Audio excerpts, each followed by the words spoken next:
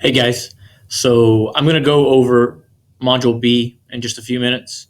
This will be pretty quick.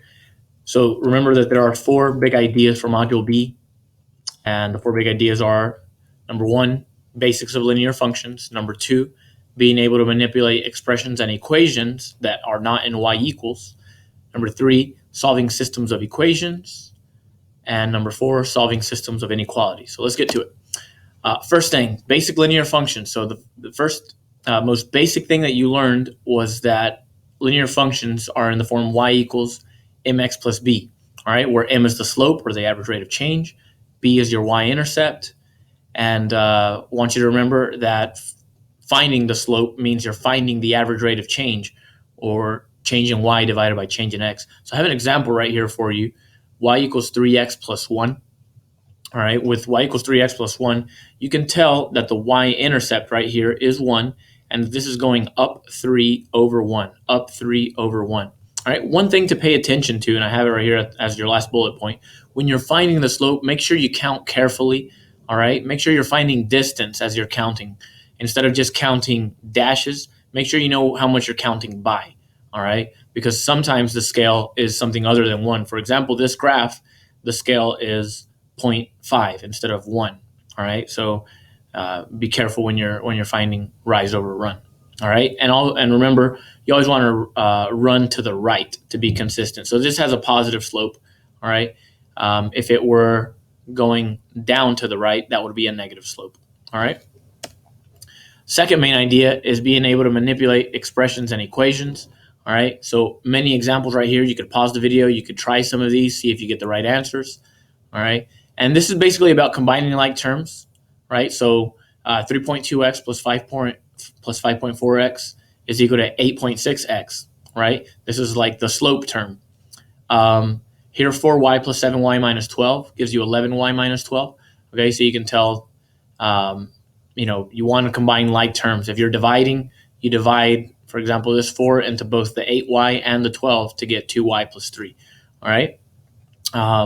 Factoring is another important point. It's like going backwards from simplifying. All right, so 2x plus 6 is already in slope-intercept form, but if we wanted to change it into another form, we could say 2 times x plus 3. All right, the way you do this is think of the largest number that will go into both of your numbers. So the largest number that will go into 20 and 6 is 2.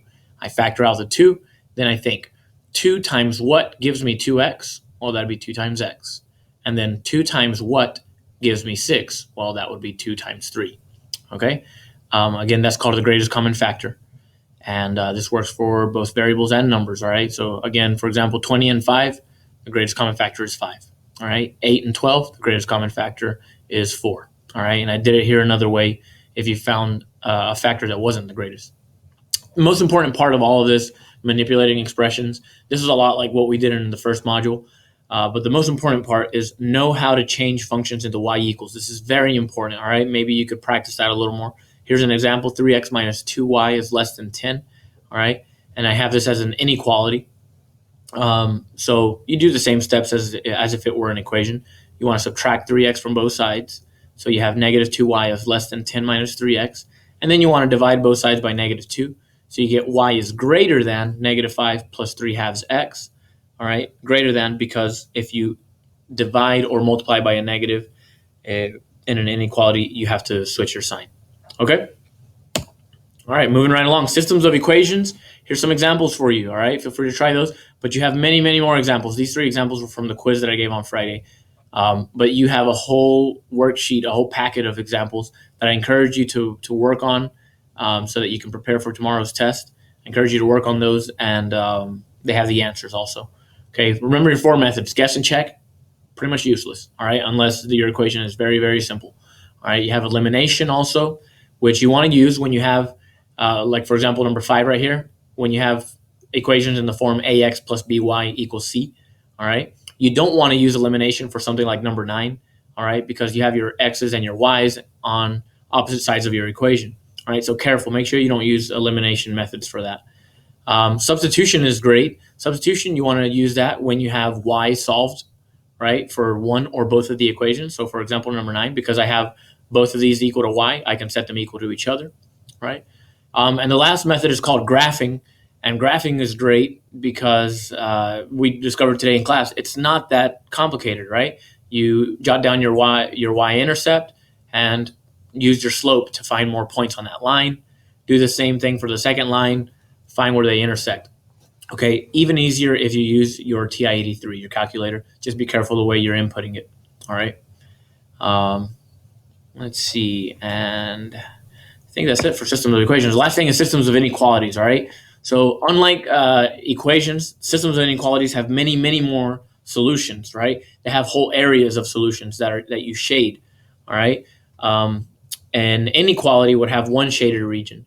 A system would have multiple shaded regions, and you would want to find the double shaded region, the place that where it overlaps, the shade overlaps. All right. So here's the example that we did in class: 3x minus 4y is greater than 18, and 5x plus 2y is less than or equal to 15. Okay. So we discovered that in Desmos, it's a piece of cake to put these in, right? It does all the work for us. This double shaded region is your answer. However, if you're graphing this, well, tomorrow for your test, you are not going to have Desmos. So I recommend that you solve equations for y. All right, just be careful when you're putting a dividing or multiplying by a negative. All right. So here, for example, I have my green graph. Y is less than negative 4.5 plus 3/4 x. So here you can tell it has a positive slope of 3/4. Y-intercept of negative 4.5. Okay, it's dotted because it does not have an equals to. Okay, and y is less than, therefore you shade under it. Okay, for the second one, it's also y is less than, and again you shade under it. Okay, notice that under does not necessarily mean left and right. All right, it means bottom half and top half. All right, so under means bottom. Okay, anyway, this whole double shaded area is your solution area. All right, you might be asked tomorrow to pick a point that proves that it actually works. So if it's a single inequality, I recommend you choose 0, 0 to see if it works out. Here, 0, 0 will not work out as a solution to our system because it's actually only a solution for the orange graph. All right. So I would pick something right here. You substitute for the x and for the y, and you make sure that the inequalities are true. Okay. And that's pretty much it. Make sure you study. Make sure you look over your notes. And I will see you tomorrow.